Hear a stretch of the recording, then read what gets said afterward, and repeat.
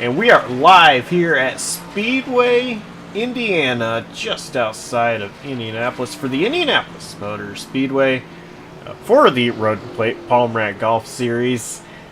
And this is going to be at the road course.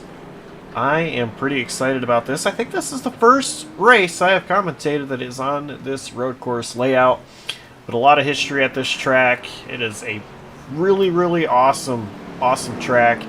Of course, you know, through the road course, still awesome. And I actually just had the pleasure of being able to attend an IMSA race here a few weeks ago with my good buddy Adam, which leads me to bring him in. Adam, how you doing? Doing well tonight, Josh. That was a lot of fun being here a couple weeks ago, but I think this is going to be close to it with the excitement. We had a lot of fun last week at Sebring, so why not come back to the booth and enjoy some racing around Indianapolis again? Oh yeah, Sebring was a lot of fun, and you know, I kept saying I'm not really sure, you know, how stock cars were going to fare there. These guys put on a phenomenal show there. We know how stock cars handle at this track. We've seen it in real life with NASCAR.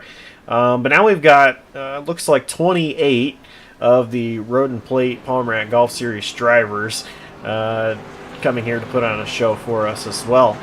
Aaron Smith currently has the top spot. No surprise there. However, Brian Molitor also in this race, not too far off of Smith. Molitor and Smith, those two are both incredibly talented, incredibly fast, and I think they're going to put on a show for us tonight as qualifying comes to a conclusion, and we now have our lineup set for the sprint race. And as soon as the ticker actually gets to 0, which it does, we're going to go ahead and take a look at the starting lineup. And so starting on the pole, it is going to be Aaron Smith. Brian Molitor will start in second. Third place, Michael McCoy. Dustin Bally will start in fourth. Fifth place, James Moore. Johnny Rapp will start sixth. Seventh, Dylan Butler. Matt Slosher will start eighth. Ninth, Ryan Campbell. And Evan Hubchak will start from the 10th position. Daniel is going to line up 11th alongside Chuck Labano. Joseph Klein starts 13th alongside Laura Wiseman. Jay Bass starts in 15th with Samuel Stone alongside him. Greg Rogers starts 17th with Mark Royce in 18th. Larry Johnson rolls off 19th, and Aaron Gray makes up the beginning of the first 10 rows on the grid. 21st, it's going to be Sean Campbell. Christopher Logan going to start 22nd. Jacob Phillips will start 23rd. Steve Vest in 24th. 25th, going to be Tom Wendt. Andrew White will start 26th. Chris Winslow will start 27th. And Derek Faquette, he's slated to start 28th. We'll see if he actually is here. I don't know if he is or not. Yeah, I don't see him on the grid. He didn't post a time in qualifying either. He was out on the track just a few moments ago, but like you mentioned, not able to set a full lap in qualifying. That would be me if I had entered as a driver tonight. Yeah, I think I would have been lucky to complete a lap as well. Now, I did actually do the iRacing Indy 6-hour here. Well, I attempted it at least. Road Plate Series driver Michael Kruger and I were on a team, and we were second overall with him in the car. We were second overall with me in the car too until death right off of turn 14, the final corner, happened while I was in the car. When I was at this track a few weeks ago, I got my picture of me pointing to that corner, looking really disappointed, by the way. But the difference is that was in an LMP2. These are in stock cars, and they drive a lot different than you know, the road course cars. So, like I said, yeah, I think I would struggle as well. And I'm not so sure I would have gotten a lap down. Not a competitive lap, at least. The cars are rolling. You mentioned how it might be a fight here between Aaron Smith and Brian Molitor. It's going to be really close with those qualifying laps you mentioned. Molitor was only a tenth and a half off Aaron Smith, and pretty close top 5 being within a second of each other.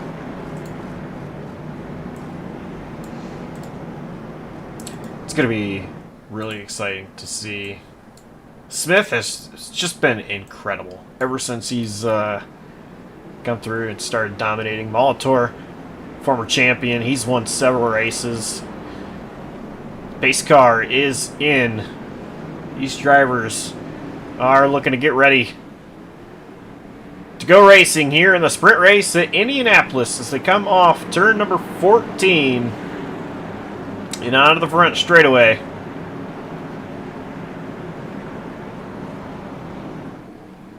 The green flag is waving. We're underway here at Indianapolis.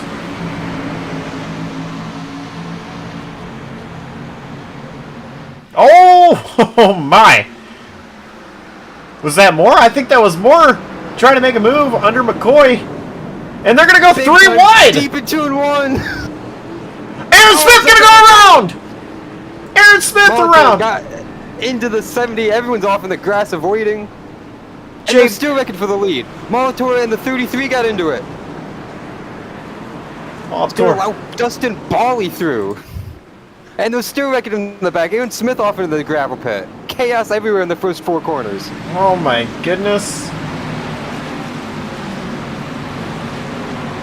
How about Dustin Bally? He has the race lead right now and is up there by over a second.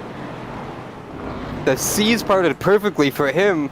Contact with Michael McCoy and Brian Molitor after McCoy sent it way deep on Smith and Molitor in the first corner. Take a look at the replay to see what happened here. Just look at where Bally is at. He gets on through. And there's the contact with McCoy and Molitor that allowed Bally to get the lead. I didn't see what happened to Aaron Smith in turn 4 that set him into the gravel trap, but he's trying to make that quick work of that mistake there.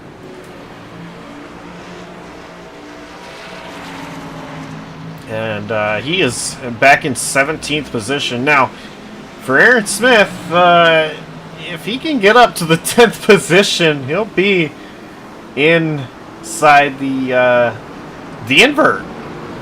And if he got to 10th and finished there, that would put him starting on the pole for the feature.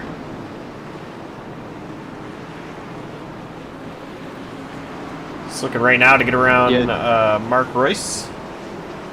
Yeah, that disastrous start could end up paying dividends for him in the main event, like you mentioned. But almost everything that could have went wrong did go wrong there for the 70 on the initial start. That's just the way racing is at the IMS road course. Everyone fans out like crazy. Big trouble in turn 7! I don't know how that was not a huge pileup. The 40 Matt Slasher, or 400 car Matt Slasher locked it up big time and just hooked it hard to the left, kind of like Larson did here a couple years ago in turn 1. Thankfully, didn't make any contact with anyone. Take a look at the replay. Oh my goodness. Okay, wait a minute. I want to look at that one more time. But this time from the cockpit of Evan Hoopchak. Oh my goodness.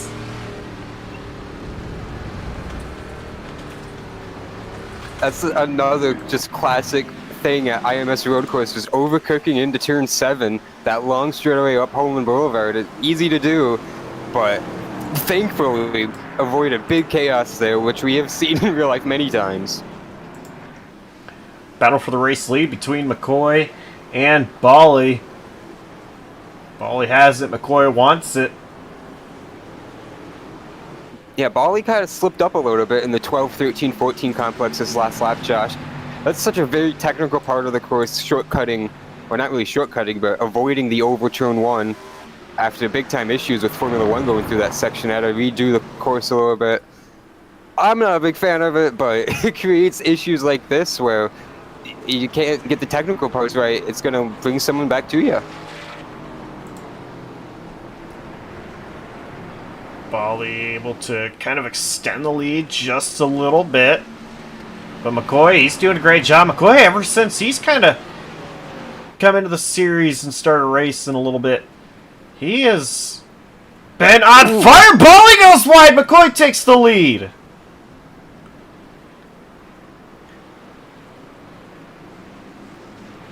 McCoy actually won the feature last week. He had a great night overall at Sebring last week in both the sprint and the feature, like you mentioned, winning overall. But he was very strong a week ago, looking very mighty tonight. Very aggressive, of course, on the opening start. Able to keep it all tidy, though, on that pass for the race lead and trying to keep it in focus. We got a Guava car who's a little further back. Samuel Stoner, I think, missed the corner completely in turn 1. And he takes the Ross Chastain line, I think. Side-by-side action between Labano and Klein. Yeah, Samuel Stoner didn't quite utilize that to Ross Chastain's effectiveness a couple years ago, and he's got more issues. Yeah, he does. He is losing a ton of positions right now. He goes wide off into the grass. It's going to allow Laura Wiseman to also get past him. He was not up to speed at all down the long back straightaway. Let a whole group of cars pass back by. Still really not up to full power, it looks like.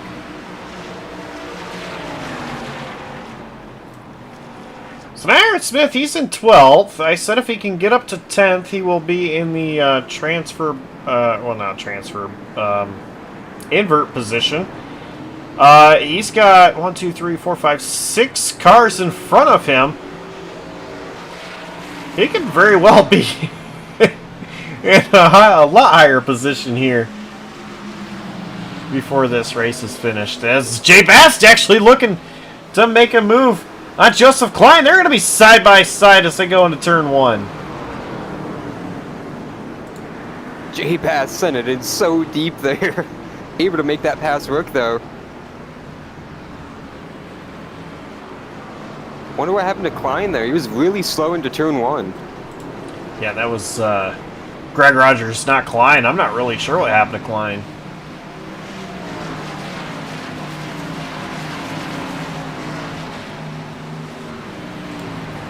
Yeah, just look back at it. He just slowed down entering the corner way early down the front straightaway. Here's Smith trying to size up Rogers.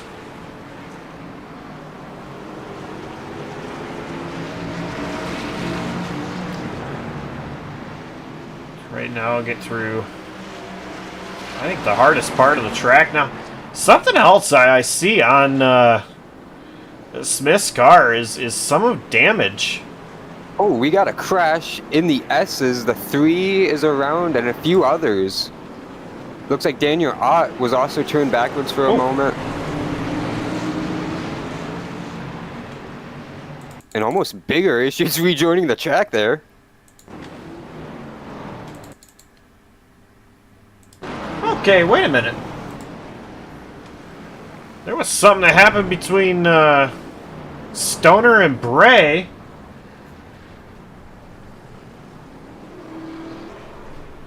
Just before. Yeah, that would make sense, because when I cut back over there, there was like 4 cars all spun out together, and I was really confused. Oh, Bray had spun out. Oh my goodness. And Stoner was just an innocent bystander. Let's see what happened to Andrew White. Oh, a little bit wide and got tagged by, I believe that was Ott, 29.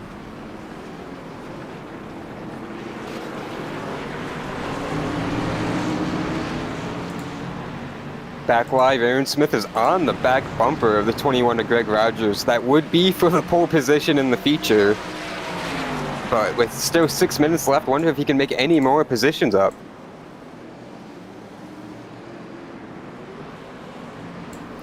They are side by side ahead of him between Rogers and Bast, and oh my goodness. Not a good place to be side by side on this course. No, not at all. Oh, thought we were going to see it there. Contact with the wall for turn 14. Oh, he's wanting to go send 3. It 3 wide. He's wanting to go 3. Bast is going to drive it in a lot deeper than Rogers and Smith does. As Klein has inserted himself into the picture. I just can't get over how Jay Bast, how far he sends it into turn 1 every lap we've seen him so far. Oh, yeah, that's for sure. You mentioned Klein, though, sneaking his way into the battle. He's going to get right by Rogers quickly through 2 and 3.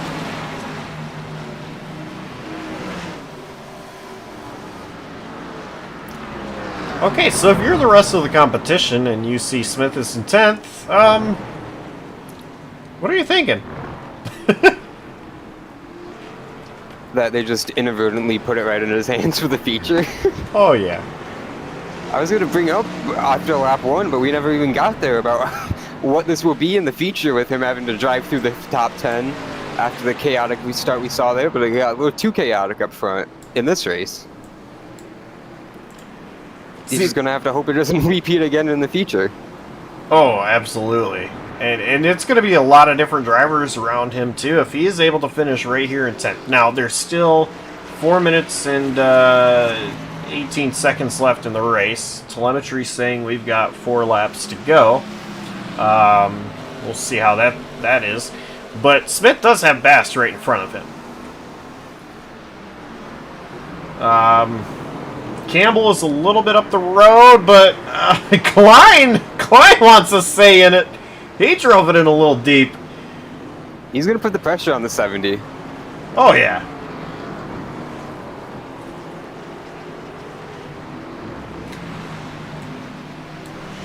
I also wonder how he's going to feel about that move by the 33 into turn 1. And then the contact that resulted from Brian Molitor on the other side of that in turn 2, or actually the apex of turn 1 where they collided. Oh, man. I can't imagine. How about this battle we got going on just ahead between Labano and Campbell? Ryan Campbell.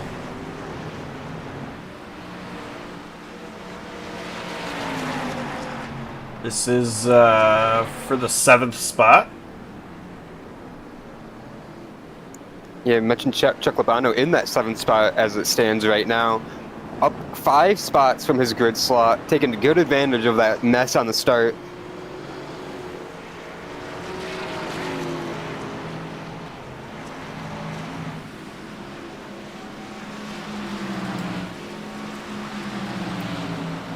Watch Aaron Smith closes in on Jay Bast.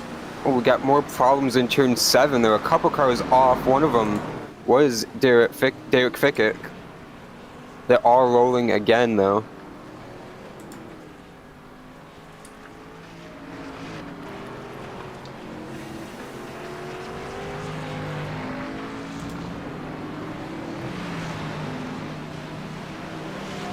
Smith is there with Bast. Oh! Ryan Campbell around! What happened to Ryan Campbell? It's a weird part of the track to spin it around. You get goodness. too much curb, too much grass, too much curb, it looks like. Too much curb.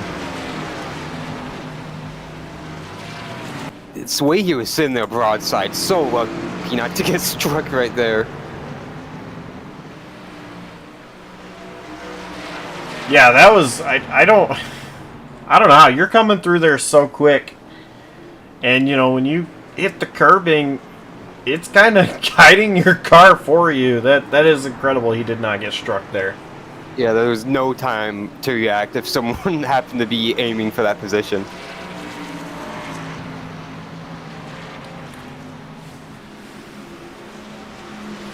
So now Joseph Klein has the invert position to put him on the pole for the feature. And time is ticking. I'm showing 1 minute. And I don't know, this could be the last lap. Telemetry doesn't think so, but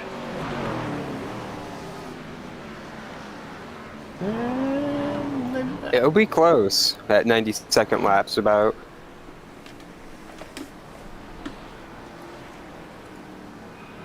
The battle for a second was going to heat up if we had run another lap. We'll see here as we come through the final corners. Dustin Bally has lost his advantage over Brian Molitor for that P2 spot.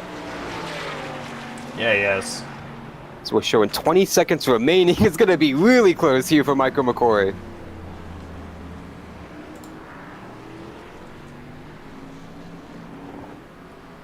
10 seconds as he's coming off turn 14. Oh, he can lift if he needs to. 5, He's got enough of a gap. 3, 2 to go. A white I can't flag tell is it. out.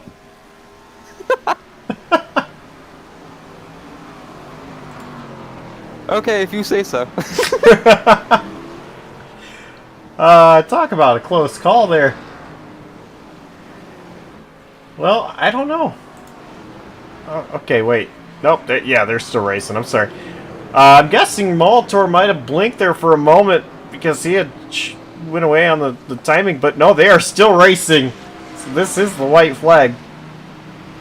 Yeah, and he had gone really close to the 24. He looked much closer through the 2-3-4 complex. Dustin Bally gapping him a little bit over the chicane down the straightaway. What happens? Turn 7. Molitor was pretty late, sliding the rear. Man, I can't believe that wasn't a bigger slide. Molitor is doing everything he possibly can, but is it going to be enough? He's there. Ooh, big snap there on the exit of turn 11. He's going to send it in deep here. They're going to be side by side. He's trying to go around the outside. Oh, if he had stayed there. Oh, I thought he was going to have the inside run here. I think that's it. So close. Off the final corner, Michael McCoy. He's going to see the checkered flag. And Michael McCoy going to win the sprint race.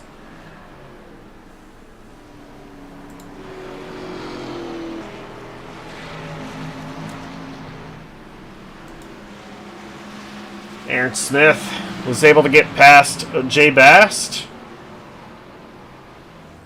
And Klein holds on to that 10th spot.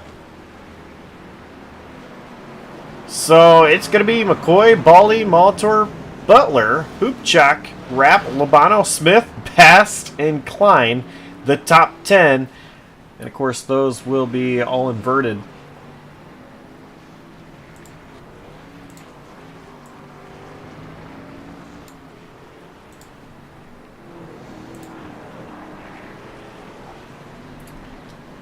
So here momentarily we are going to talk to our sprint race winner. But before that, just wanted to let you know that Palmrat Golf delivers classic styles in a modern fit that allow you to move seamlessly from the office to the course to hang with friends and family. Visit palmratgolf.com today to browse their collection of fine golf apparel, including polos, pullovers, pants, and more. palmratgolf.com.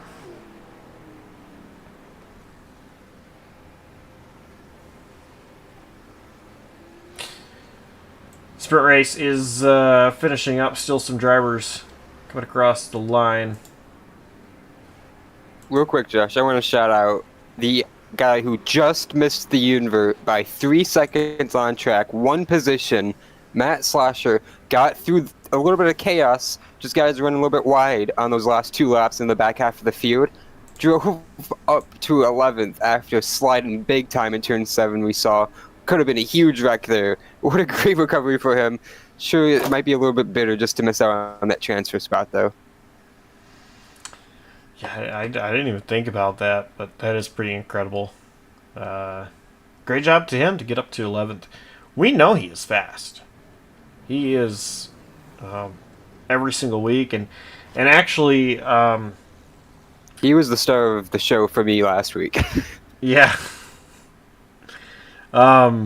He so during the off season of the Palmer Golf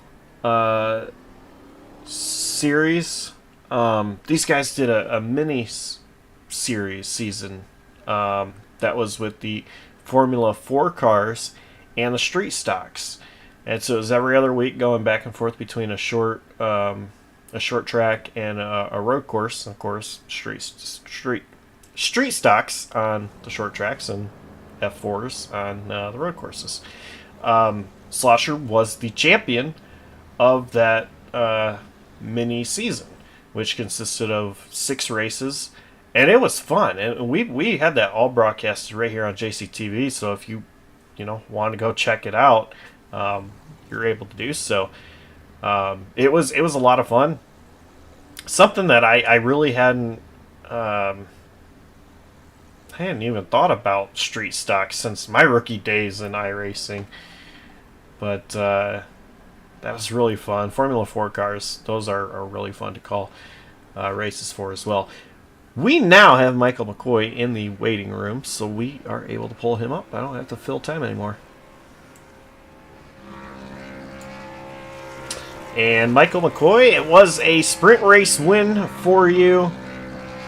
Pretty much picking up where you left off, but that start of the race was a little argy-bargy. Yeah, I think James was trying to dive bomb me up the inside, so I went to cover that. I hugged the curb on turn 1 as tight as I could without, monster trucking over it. And it looks like Brian may have turned Aaron and then into the next turn. I'm not sure if that was netcode or what. I tried to look at the replay, but I don't know what happened. He was just suddenly across my nose. After that, Dustin Bally had the lead, and you were able to not just match his time, but actually better his lap times and get up to him to pass him, and then run away. You got the speed, that's for sure. We already know that. But what are you looking forward to now that you have to start in the 10th position? I just want to finish as high as I can, have a clean race. I don't think I have the outright speed to compete for the win, but I just want to maximize points.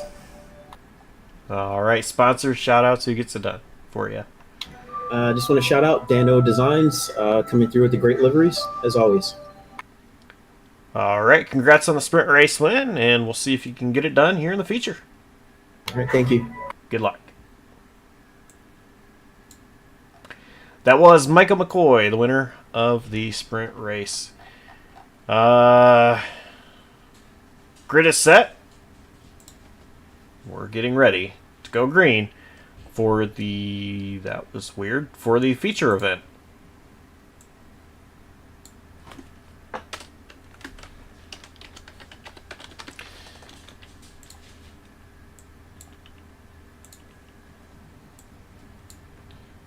So, starting lineup for that one more time. It's going to be Joseph Klein starting first, Jay Bass second, Aaron Smith third, Chuck Labano fourth, Johnny Rapp fifth, Evan Hoopchak sixth, Dylan Butler in seventh, Brian Maltor eighth, Dustin Bally ninth, and Michael McCoy 10th.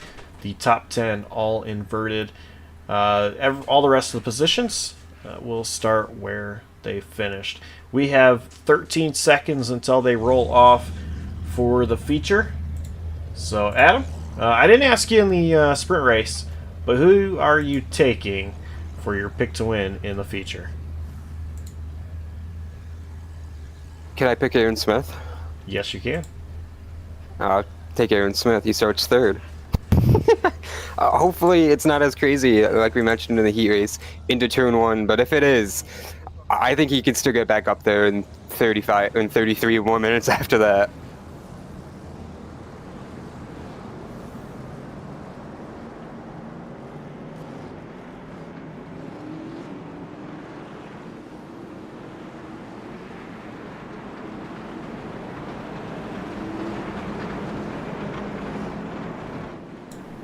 Okay, and sorry about that. It's a great pick. It really is. You know what? I'm gonna go with Michael McCoy. And yes, he has to start from 10th. It is going to be a big ladder for him to climb to get up to the opportunity to get with to Smith and battle with him. Plus, with the speed that Smith has, it's not going to be an easy task. But watching McCoy and the way he has been able to drive these last several weeks on these road courses, I think Klein or McCoy is very capable of doing so. As Klein starts from the point here, Bast in second. They're getting ready to come off turn number 14. We are going to have the green in the feature.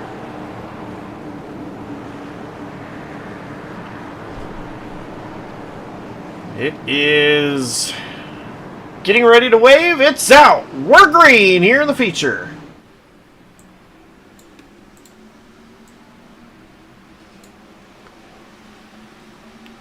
Look at Dustin Bally.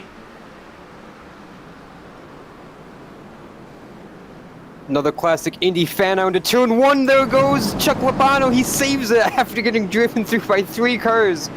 Looks like we're going to make it through better.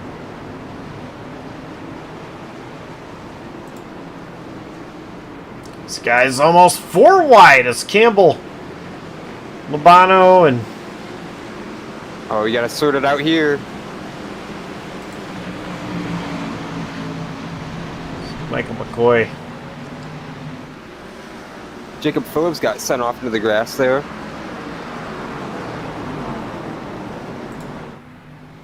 Larry Johnson slow.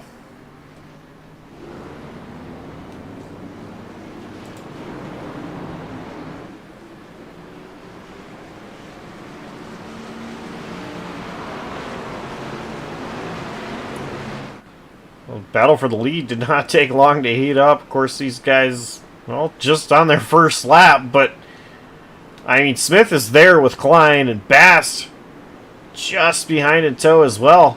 Then you've got Hoopchak, Baltor, Bally. Remember, these guys ball into a big wide. are going to have to pit.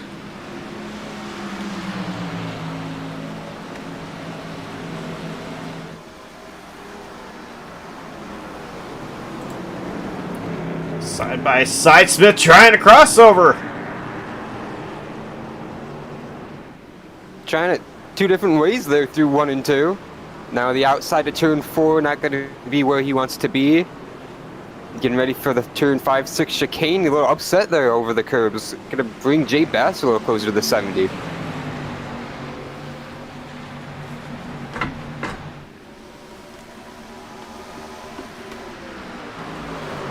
These guys are battling hard. Klein gonna go wide!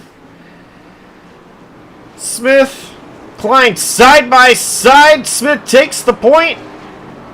Klein still right there, but here comes Bast. Oh, Bass got a little too low there. Upset the car a little too much. He was in position to have a good run on exit. Oh! He's going to slide it big time. Oh my goodness. And How now... did he keep it out of the wall? Oh, Ryan Campbell gonna get tagged by McCoy.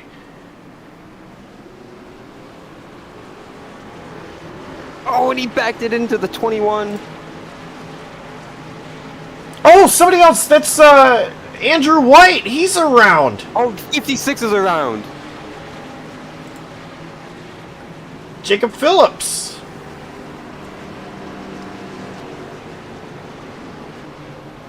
Mark Royce was also caught up in something there. I think it was the issue with Andrew White, is he's going to duck right into pit road right away.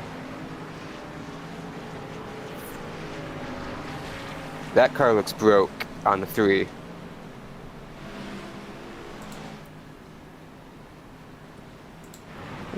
When that happens at IMS, that all happens at once, it seems like. Oh, man. That was so much to unpack there all at once. But Brian Molitor, he's in 3rd place, and he is right there. Pounded on the back door of Joseph Klein.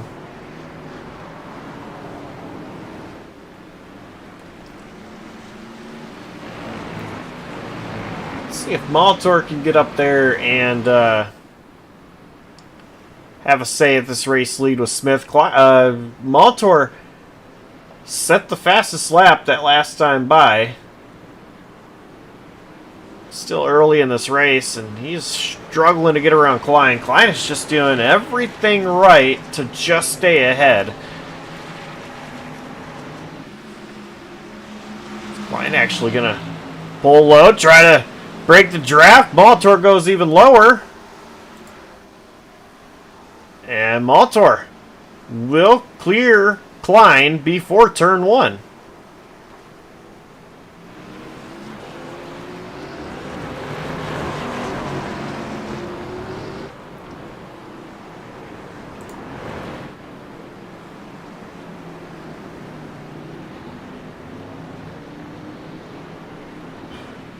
How about Matt Slosher? You were talking about how he finished 11th. He got trouble in turn 1 real quick. The 60 is just spun after, I think, Ryan Campbell got into him. Let's see if we can take a look.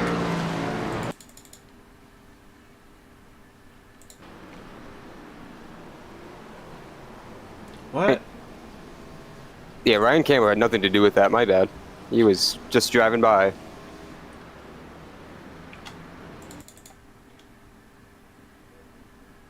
That was Sean Campbell in front of him, and I mean, to me, it's almost like he was about to hit Sean, and so he just hit his brakes really hard, which caused him to lock up and spin there, and then there was a tiny bit of contact with Ryan Campbell.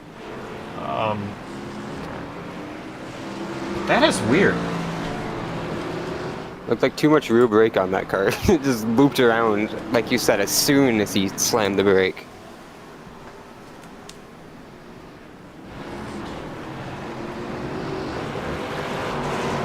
So, you mentioned Matt Slosher and how he finished 11th in the sprint race. Well, he's up to 6th, and he's actually battling for the 5th position with Evan Hoopchak. He might unfortunately be thinking what could have been tonight after that sprint race if he had just had a little bit cleaner run into turn 7 that one lap. Or he almost went bowling like turn 1 Watkins Glen style. Thankfully, like he said, he didn't tear up anyone else's race, tear up his own car. Able to recover, have a somewhat decent starting spot for this race. Like you mentioned, up 5 spots, trying to make it another one here. Another one, someone who's going the opposite way was Chuck Labano. Started 4th. We mentioned he took advantage of the craziness on lap 1 of the heat race. Unfortunately, he was the chaos at the beginning of this race, fell from 4th to 9th. Back up 1 spot so far in this race, but it's going to be a long race for him, just a few car lengths back.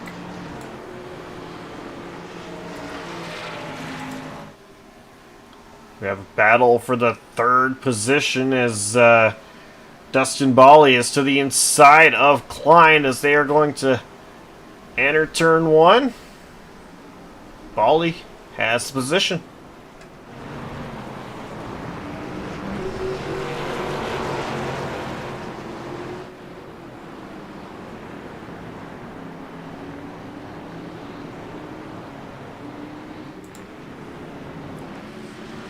And I want to point out, Molitor has been quicker than Smith.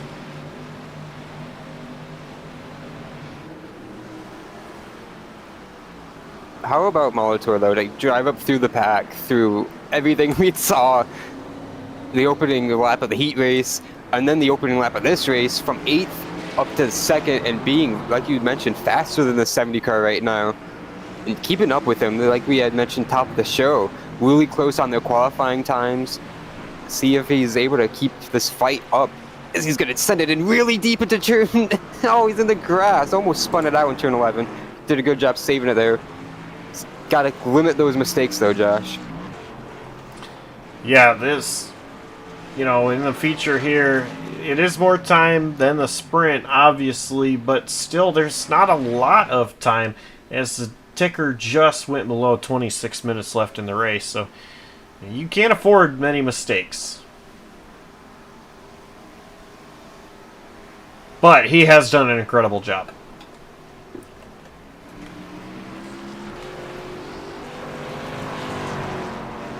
Michael McCoy, big move into turn 1, trying to get by Chuck Labano. Labano looked like he was going to cross him over into turn 2. Indeed, he is there on the inside of 3. Bono gets clear. Took a lot of the curve there. Yeah.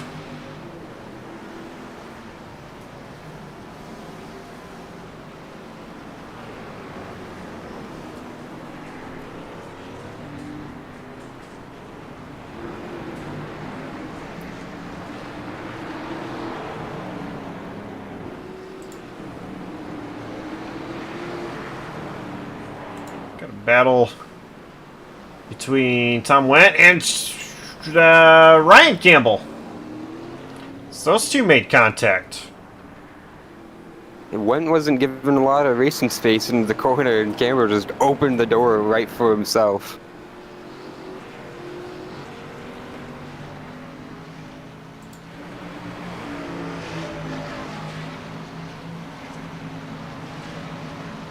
Michael McCoy trying to regroup.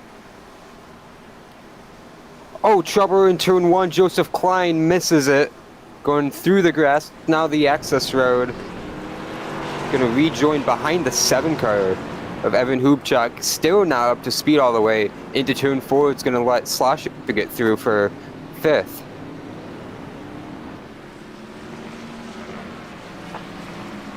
Take a look back, see what happened to Klein.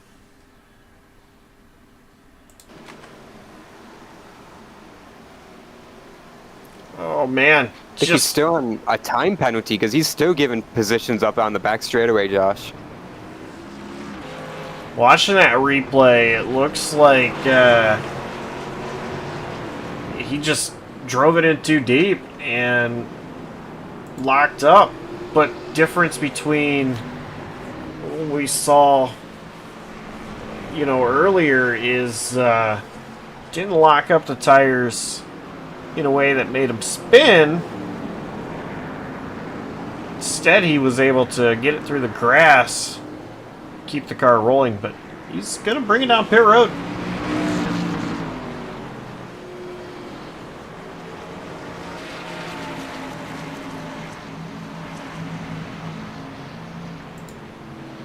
Yeah, just 12 minutes completed in this race. Not ideal, obviously. Like you mentioned right at the beginning of the race, though, mandatory pit stop is required for these guys.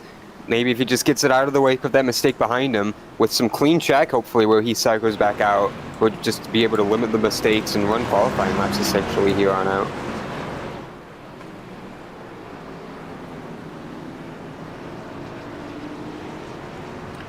Michael McCoy still stalking Chuck Labano.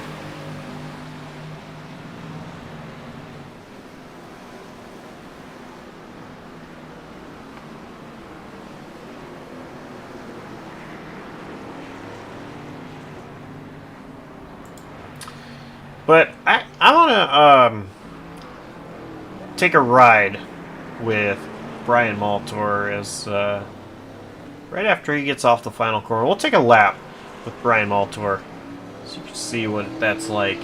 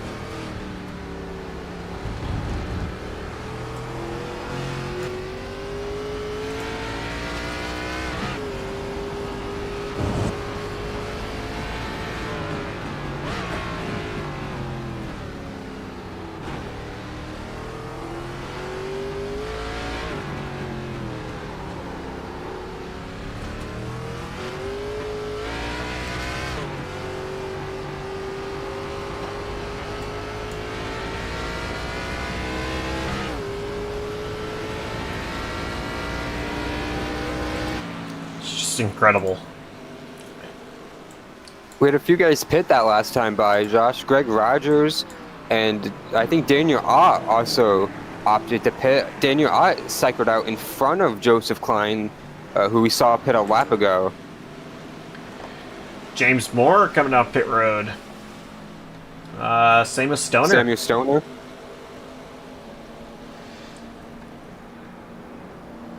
Tom Wentz driving straight on through turn 13.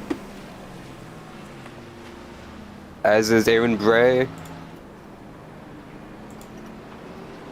Oh, spinning off turn 12 is Chris Winslow.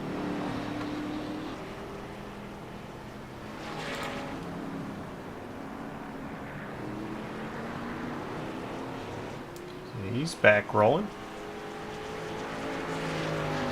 I mentioned that Daniel Ott had gotten in front of Joseph Klein on the pit stop.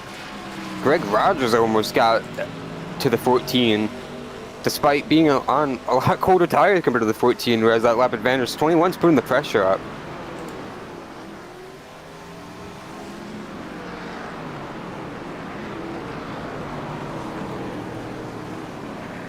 Greg Rogers really closed in.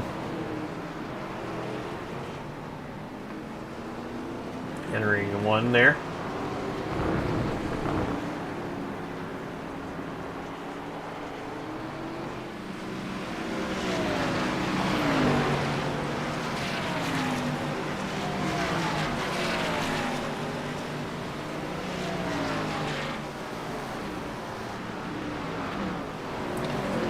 But as we were sitting on that onboard lap, Josh, I think this racetrack's so awesome. It's not the best road course in the world at all, by any means, but it's got everything you need to have a fun road race. You got the very hard-braking right-hander, hard-braking left-hander, few S's complexes, the chicane. It's just a lot of fun with no matter what series of cars. Like you mentioned, a lot of history here between all types of disciplines. Oh, yeah, for sure. Oh, Winslow almost spun out again. Contact with Klein. Sorry to cut you off. That's all right.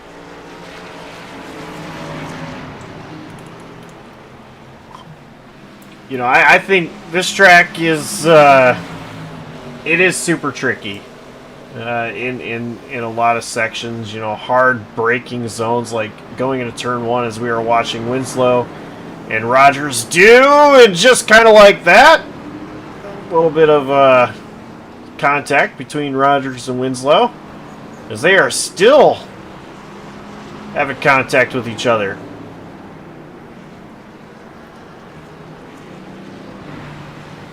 Rogers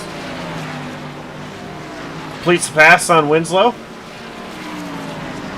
But you know, even you coming up into turn 7 here, again, it's so hard to really gauge where to start braking to make sure you make the corner. And for Rogers, it's not where he started braking at there. He did a great job keeping most of the car on the racing surface.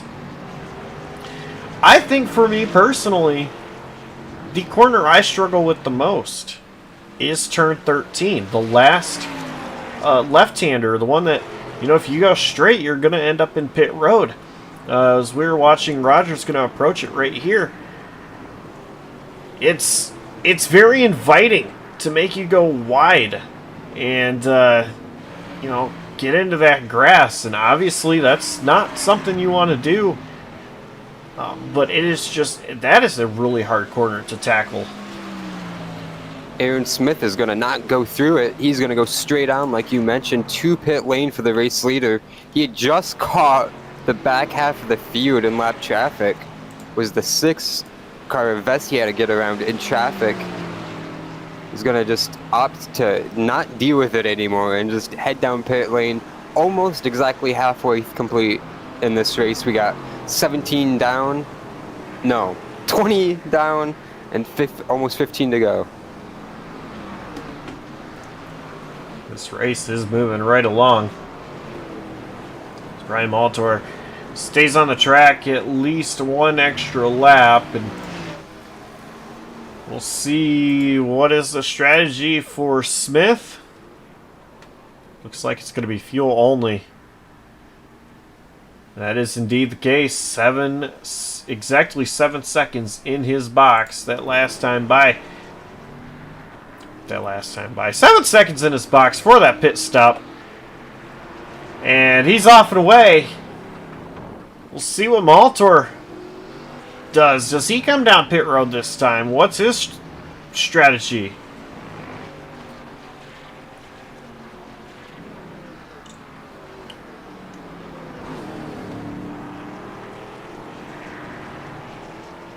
He's heading through 13. Gonna stay on the racetrack at least one more time.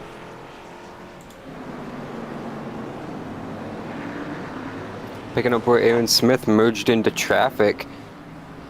Gonna be right in between the Campbells. Ryan Campbell in 10th. Well, I guess that would be 9th now. And the lap car of Sean Campbell right behind Smith. Stuck in a Campbell soup can. Father and son.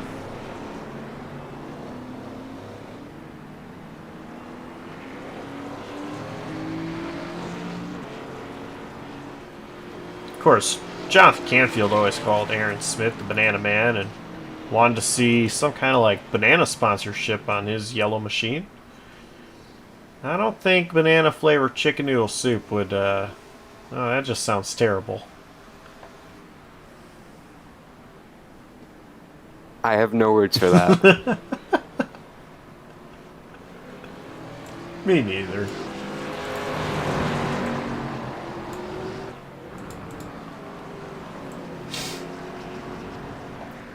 That's the collab that should not happen. Hey, look at that car driver on the racetrack. Brian Moto is approaching turn 13. Let's see if he pits this time. He's wide. He is indeed pitting. And he's out of here. There he is. He got into the wall a little bit. He was going so quick. So we'll see. As Aaron Smith still behind Ryan Campbell. He's going to look wide. And they're going to be side by side. Campbell's going to have the inside at 13. Campbell, well, coming in pit road, so it doesn't really matter. Brian Molitor in his box now. Let's see. Time is ticking. Still ticking. Smith is at the finish line. He's still sitting there. I think he has a penalty. You mentioned he sent it in hot, got the wall. It would have to be as Dustin Bawley goes on by now for what would become P2. Yeah, that is definitely a penalty. He had speeding on entry to pit road. That is a tough blow for Brian Molitor.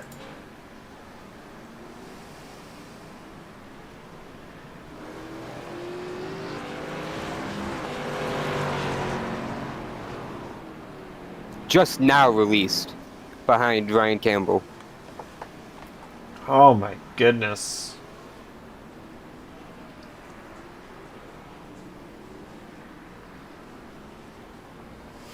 .9 seconds in his box. That is exactly what a speeding penalty will do to you. A 40-second hold.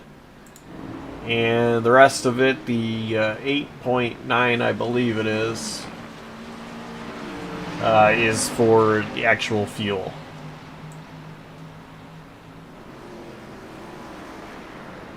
Actually, I think that's 6.9. Anyway, Molitor gets around Ryan Campbell. But at this point, it's all going to be about trying to play catch-up. Man, a hairy moment for Aaron Smith, running third on racetrack. Gonna cycle into the lead. Actually, he was second now as Labano is on pit road. Coming through the final corner, Josh, we had the 6-car Steve Vest running the oval line on the apron, just trying to stay out of the way. merged back across the track to go low on the right side of the track, almost cut across Aaron Smith and the lap car of Tom Wendt as they were both going by him.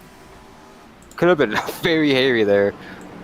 But looking at the way it's cycling, it looks like Slosher is going to come through in second place when the pit cycles are done, with Dustin Bally right on him. And Evan Hoopchak not that far behind either.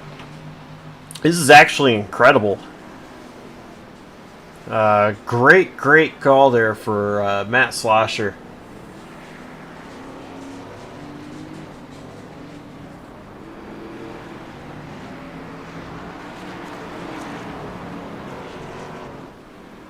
Dustin Bally was in his box for 10.0 seconds. I believe that's going to be a two-tire call. So Bally might have a little bit of an advantage here with two fresh tires, and that would explain why Slosher was able to get jump Bally under the pit cycle there.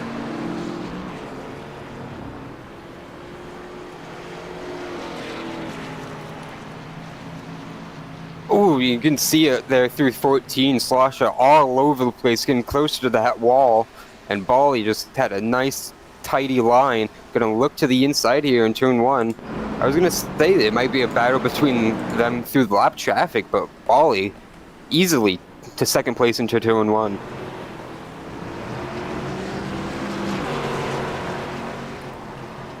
Great job by Dustin Bally to get up into third. Yes, the next car Hoopchak has to worry about is... The next car Slosher has to worry about is Hoopchak. The thing is, I believe Hoopchak is on just fuel only as well. No tires on that machine. So Slosher doesn't have to worry about fresher tires behind him. Those two battling before the pit cycle happened. And that's Jacob Phillips, lap car around them, who is out of the way. Quick update on Brian Molitor. He had cycled into the 16th position with that penalty on his pit stop, all over Laura Wiseman on the backside of the course, trying to get up to 14th now. Trying to make something of a recovery after that penalty. Yeah, at this point, it stings, and just try to get the best position you possibly can.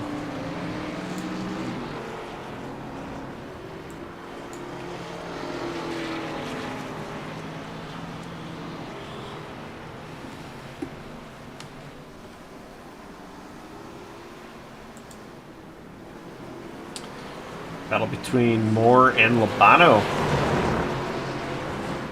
Chuck Labano gonna try to send it up the inside of Moore. Moore covers. Oh, trouble in 7. Larry Johnson is spun out in the midst of some lead lap battles. He is a lap down, running 22nd now. Or 24th now. Jacob Phillips just went by. Let's see what happened. What in the world?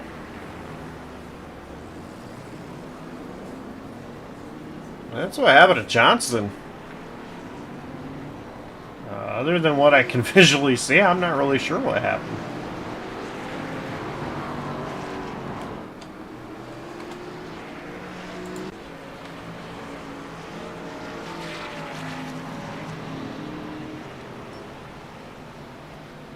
Looked like the rears got in the grass there on braking, maybe.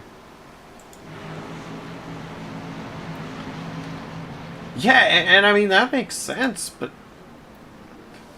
I don't know. I just confused as to how.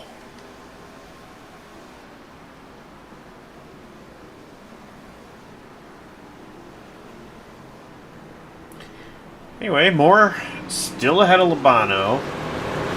Johnny Rapp is right here with these guys as well. And then just a few car lengths off is going to be Stoner, Ott, and Bast.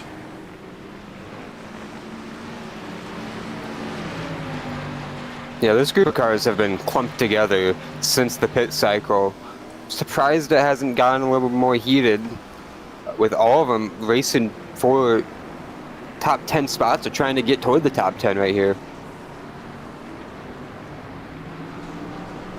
About 6th through 13th all clustered here together. Jay Bass gets around Ott.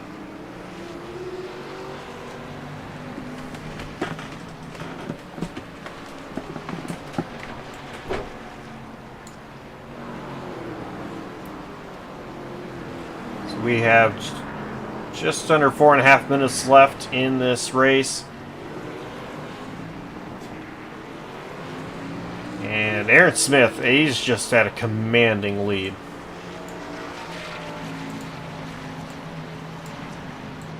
Yeah, around 16 or 17 seconds when the pit cycle completed, and it was Schlosser in second, and since then he's built it up to 20-second gap over Dustin Bawley.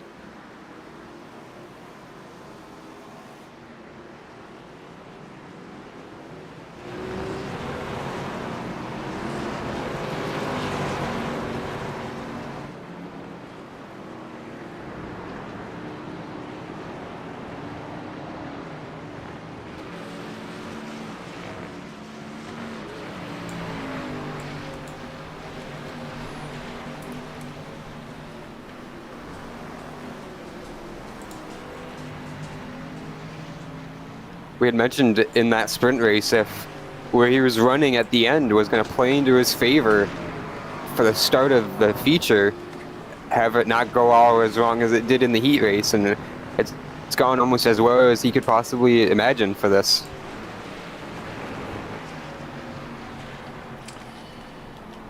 Yeah, really has. Battle has really closed in for Stoner and Rapp. So these guys are going at it. 2.5 to go, and that's minutes.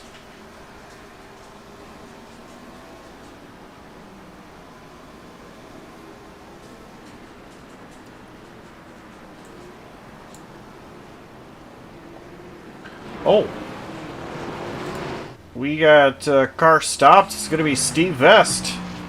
I think he's just letting everyone by through right off the chicane here. Not an ideal spot to be parked, but out of harm's way for the most part. And he had just gotten caught by that huge train of guys in the top 10, Josh.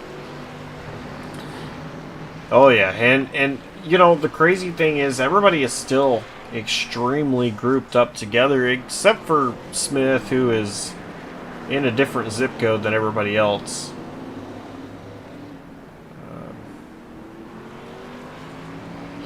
I don't think that was the white flag for Aaron Smith as he came across the line with about 1:35 left. It's going to be about the same, not as close as it was in the heat race, but it's going to be close to it. That's just crazy that we're going to have two races come right down to how quickly they can take away. Unlike Michael McCoy, who only had about, what, 2 or 3 second gap to mess with there, Aaron Smith's got all the time on the road if he doesn't want to run that extra lap. Yeah.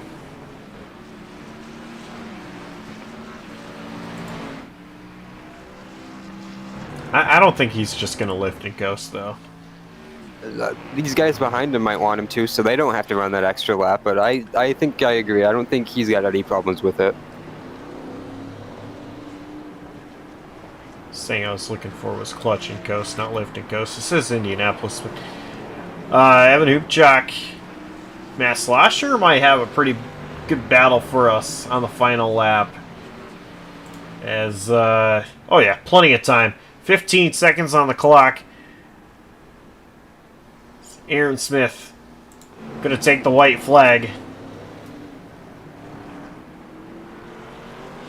So we're gonna watch this battle for third place between Slosher and Hoopchak.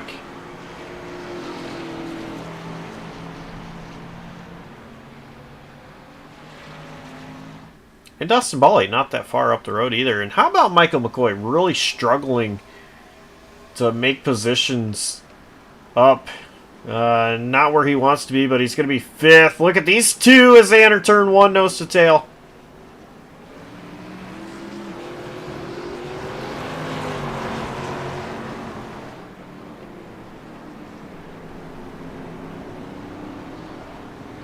Slosher still ahead.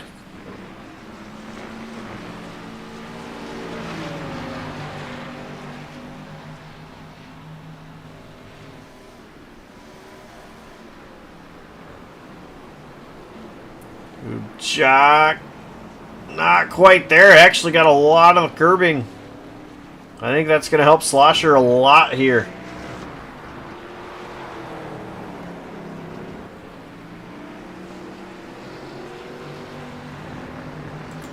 Off the final corner, checker flag waving. It's going to be Aaron Smith with the race win here at Indianapolis.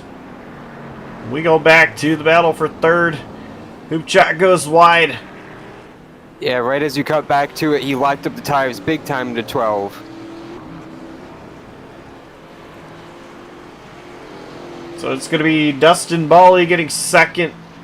Slosher will have third. Hoopchak in 4th. And I mentioned that recovery from McCoy to get him into 5th. Brian Molitor working on his recovery. 13th, can he get 12th in the last corner? Johnny Raptor is outside, think he's got the position. It's going to be a drag race. Whoa! I guess I was wrong. He doesn't have the position. I want to know what that time difference was. 6:17 to a 6:32. Wow.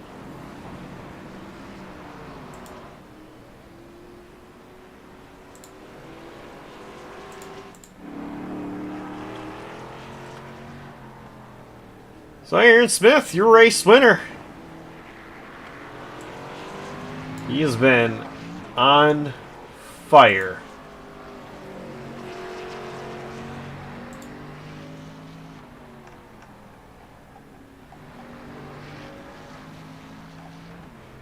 Insanely dominant drive. As mentioned a little bit left in the race, he had a 20-second advantage. Grew it up to 23.4 at the checkered flag. That is insane.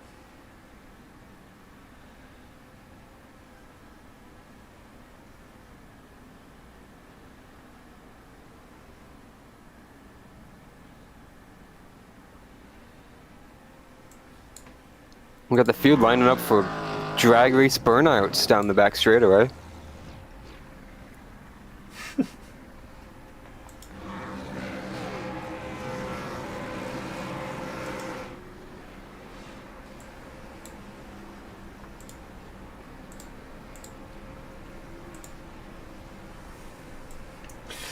Let's go ahead and take a look at our unofficial race results. And it is Aaron Smith with the race win. Dustin Bally coming home second. Matt Slosher in third. Evan Hoopchak fourth. Michael McCoy fifth. James Morris sixth. Chuck Labano seventh. Samuel Stoner eighth. Jay Bass ninth. And Joseph Klein finishes in 10th. Daniel Ott finished 11th from his 18th starting spot. Johnny Rapp winds up 12th in that heated photo finish there at the finish line, with Brian Molitor falling to 13th after that penalty. Greg Rogers ends up 14th. Dylan Butler 15th. Ryan Campbell comes home in the 16th position with Laura Wiseman 17th. Aaron Bray 18th. And Mark Royce 19th, last car on the lead lap, with Jacob Phillips rounding out the top 20.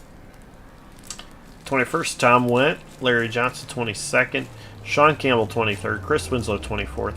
Steve Vest 25th. Andrew White 26th, Christopher Logan 27th, and Derek Fiquette 28th. So let's go ahead and talk to our top 3 finishers. We're going to start with Matt Slosher. And hey, Matt, another podium finish for you. Adam had mentioned that you got 11th in the sprint race, which, of course, had some issues in it. What could have been maybe to get up into the 10th position. But then, starting 11th in the feature, you were able to work your way up to 3rd. I apologize to the viewers for the sirens in the background. I live down the road from a fire station. But anyway, how was that race out there for you to work your way from 11th to 3rd? Yeah, it was quite a tough battle to get back up to the podium. I got a pretty good start. I followed Dustin down the inside, and we picked off a few cars and survived the first 2 turns. And I think I was 6th or 7th after lap 1, and at that point I just kind of settled in and tried to make clean laps. And I really only made a couple of mistakes and didn't lose much time, and was able to get to 4th and then cycled up to 2nd after the pit cycle. I did not take tires. It sounds like a lot of guys took left sides. I went for fuel only, and so I was a little off the pace, but I was able to hang on to 3rd. So yeah, ended up being a pretty good result. Now I've noticed one thing is it's always a decision. Do you take tires? Do you not take tires? And the call is pretty split overall from what we see in these races. Do you possibly in the future, if you're in a similar situation, think tires is what you go with? Or do you think that, you're going to stick with the same strategy of doing fuel only? Yeah, I prefer going fuel only. I like saving a few seconds. I like having the car stay balanced normally. It's a little tough for me to come out of the pits with 2 cold tires and 2 hot tires and kind of get used to that feeling and get them kind of up to speed. I'm not much of a 2 tires guy in any situation. And I might be missing out on something. Like I think maybe if I practiced it, I might be able to save some time. But I kind of like just taking the slightly shorter pit stop and the track position. I think coming out in 2nd helped me eventually stay on the podium because I was able to, just Dustin got by me, but I was able to kind of follow him and hold off Evan there, which, shout out to Evan. That was a really good battle. He had a chance to stuff it up there and get to the inside of me. I think I might have chopped him a little bit, so I'm sorry if I did, but all in all, good, clean racing. But yeah, I kind of like the no tires route to answer your question. All right. Well, sponsors, shout out to gets it done for you. Yeah, thanks to Dustin for hosting the league. Thanks to JCTV. Thanks for the broadcast. Looking forward to watching it back. Congrats to Aaron for the win. That's all I got. All right. Congrats on the 3rd place finish, and we will see you next week. All right, thank you. That was our 3rd place finisher here tonight, Matt Slosher. And Adam, I believe you have Dustin Bally. Hey Dustin, unfortunately you were right in the chaos on both the start of the sprint and the feature.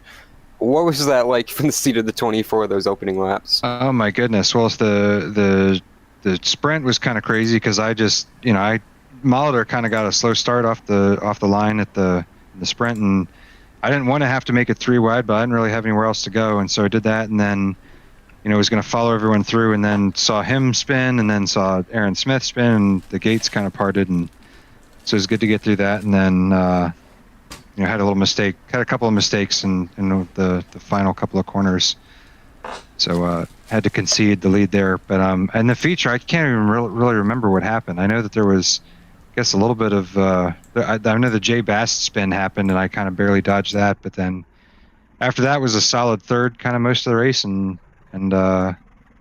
once I think Molitor had a speeding penalty, then that was promoted to second. But pretty good run. But yeah, I was very fortunate. Usually I'm on the receiving end of the accident damage, so it was good to be lucky there. It looked like a quick drive through the field after that opening lap in the feature. You mentioned pretty much third place most of that run before Molitor's mistake. What was it like battling with Slosher there? Josh just asked him about him doing fuel only. It looked like you did two tires. What's it like having to just put on 2 tires in these quick races? Yeah, so I mean, in my experience, unless it's a really tight gap where you come in really like right next to somebody and you need that extra couple of tenths, I always usually do the two sets, or I do 2 tires. Sorry, whatever the tires you need for the type of circuit. So this was a clockwise circuit, so I needed lefts, so I took that, and I had a 2.5 second gap to Evan and Matt. So when they came out kind of right next to me, I knew that they probably didn't take tires, and so it wasn't a big difference. I was kind of running with Matt, but I noticed that getting out of the slow corners, it kind of made a difference, and I was able to hook a little bit better. I think I made the pass into 1 coming off the last corner, so it definitely seemed to have a little bit more grip, but then once they kind of heated up, they kind of stabilized. So just got lucky with the timing. Again, I think if my gap was any less to him, taking tires probably, before the pit stop, the gap was any less, it probably wouldn't have been beneficial. But just had enough to cover him and have enough juice to catch him at the end. Who do you have to shout out and thank for a podium finish here at Indianapolis? Well, I first got to thank my wife. It's her birthday eve, so I'm not going to tell anyone how old she is. She'll always be 21 or 24 in my heart. But yeah, happy birthday, babe. So wife Rebecca, parents Tom and Deb, they're always cheering me on. Thanks, guys, for watching. Another good night tonight. Mother-in-law Karen, I know she likes to tune in. And then Paul Marat Golf, Evan Hoopchak, you guys rock and keep supporting the league. And then you guys, JCTV in the booth, just appreciate all your support. Love listening to you guys. Love watching the broadcasts on Friday mornings. And hope to see you guys in the next one. Thanks for your time. Congrats again on the runner-up finish tonight. Thank you much. That was our runner-up, Dustin Bawley. And now Josh is making his way back to victory lane. Maybe. There we go. And Aaron Smith, it started off with you getting the pole, and seemed like it was going to be another Aaron Smith show for the sprint, but it wasn't. There was lots of contact, and it had you on the opposite end of the stick trying to work your way back up from that point on. And then you were able to get, I believe, 7th in the sprint race. Get you a upfront starting position for the feature. Walk us through what it was like for you in that number 70 machine. Well, I had high hopes for the heat race there. We had a pretty good group of guys at the front. Definitely would have been a fun race if we'd all kept it straight. But got hit in turn 1, got spun in turn 2, got spun again in turn 4, and my tires were cooked for the rest of the race after that. It was all damage control from then on, and the issue I have is that I brake early to save my tires and just make sure that I make the corners. And you have all these guys throwing it in there at the 700, the 600, and I was braking all the way back at the 800. And I was so much faster in the slower parts of the track, but as soon as it came down to the braking zones at the end of the long straightaways, I was leaving a lot on the table, and it was opening up a lot of spots for me to lose time and potentially get passed by some of those guys. But made do, finished P7 or 8, as you said, in the heat, and took to the feature. I went for the lead immediately. I got it.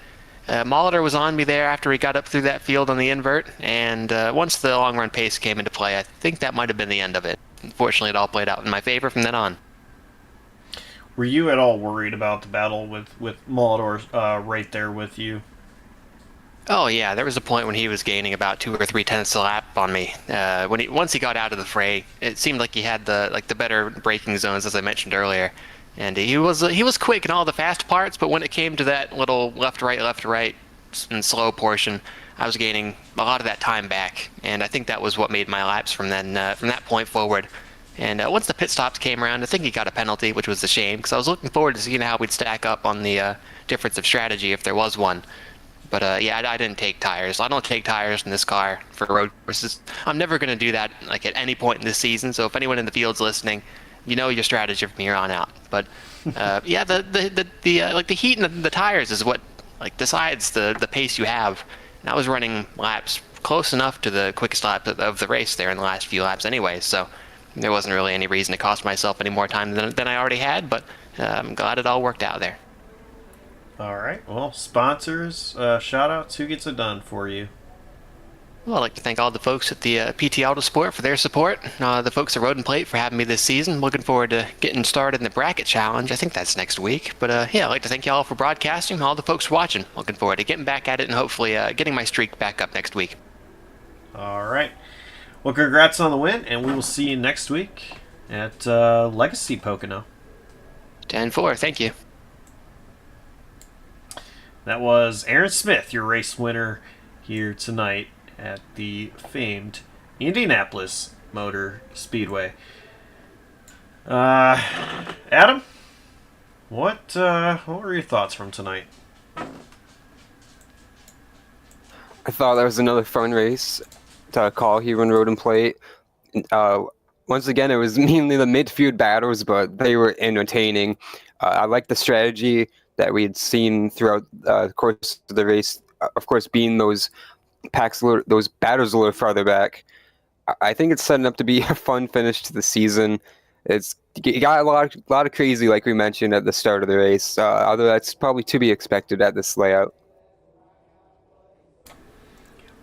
Yeah, I'll tell you, I was very surprised that it seemed like everybody was so stacked up for the most part.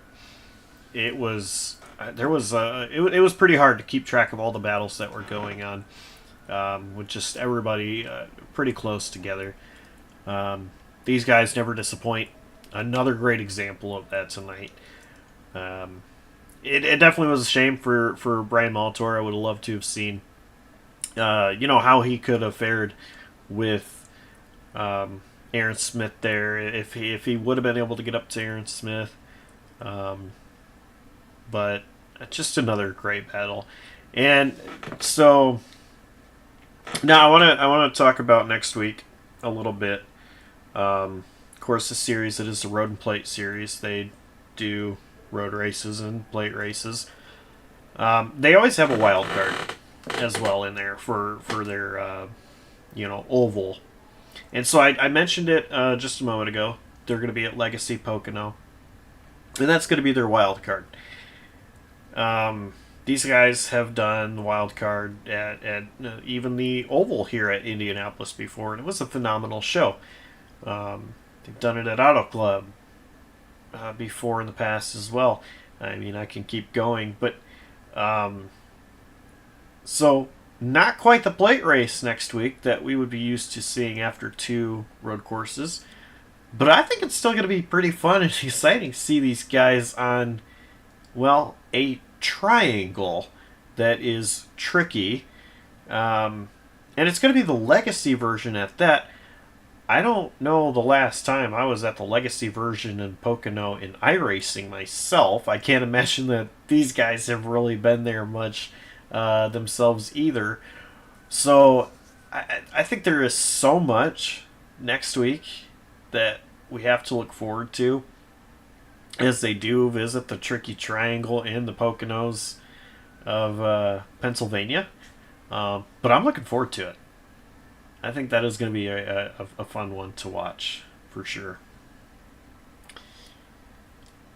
But I think that's going to do it for us here tonight at the Indianapolis Motor Speedway. Saturday night, Blazer Sim Racing Grid Network Truck Series takes on New Hampshire Motor Speedway for race 2 of the round of 10 in the playoffs. Race 1 was pretty exciting. Michael Walls took home the win in that one at Homestead. So we get to see who's going to take home the win in race number 2 at New Hampshire. And that'll be right here on JCTV at 8 p.m. Eastern Time. And then, well, 1 week from tonight, I already mentioned, Legacy Pocono for the Road Plate Palm Rack Golf Series. That one going to be at 9 p.m. Eastern Time. I want to thank you for watching, and on behalf of the entire outstanding crew at JCTV and Adam Kuhn, I'm Joshua Coppernoll signing off, saying so long, stay safe, and we will see you next time. Take care.